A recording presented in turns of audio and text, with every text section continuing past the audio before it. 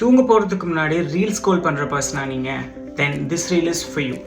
ஜாமா network 2025 study என்ன சொல்லுதுன்னா, தூங்குறதுக்கு 1 மணி நேரத்துக்கு முன்னாடி மொபைல் யூஸ் பண்ணுறச்ச உங்கள் தூக்கத்திலிருந்து 33% நீங்கள் கம்மியாக தான் தூங்குறீங்க. அதாவது வாரத்துக்கு 1 மணி நேரம்.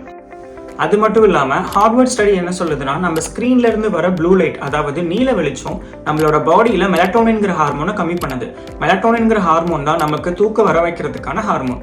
இந்த ப்ளூ லைட் நம்ம கண்ணில் படுறச்ச நம்ம பிரெயின் இது இன்னும் பகல் அப்படின்னு நினச்சிக்கும். அது மட்டும் இல்லாமல் நம்ம பார்க்குற கான்டென்ட், அதாவது ரீல்ஸ், நியூஸ், மெசேஜ், எனிதிங், அது நம்ம பிரெயினை ஸ்லீப்புக்கு போக விடாமல் அலர்ட் ஸ்டேஜ்லேயே வச்சுக்கும். இதனால தான் நமக்கு நைட்டில் தூக்கம் வரதில்லை அண்ட் மார்னிங் எழுந்திரிக்கும் பொழுதும் ரொம்ப டயர்டாக இருக்குது.